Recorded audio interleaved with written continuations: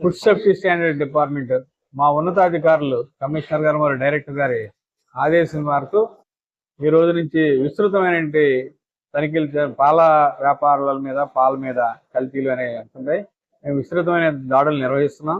ఈరోజు ఈ సంగం డైరీ జానంపేటలో ఉన్న సంగం డైరీలో సుమారు 10 మండలాల నుంచి ఇక్కడ పాలు వస్తున్నాయి.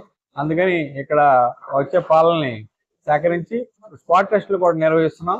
వాటిలో ఏదన్నా తేడాలు కనిపిస్తే వాటిని నిర్ధారణ కోసం వాటి శాంపిల్స్ కూడా లిఫ్ట్ చేస్తున్నాం. వాటిని స్టేట్ ఫుడ్ ల్యాబొరేటరీ హైదరాబాద్ వరకు పంపించి వాటిలో వైలేషన్ ఏమైనా ఉన్నట్లయితే కల్తీగా గుర్తించినట్లయితే వారిపై చట్టమైన చర్యలు తీసుకుంటాం తెలియపరుస్తుంది.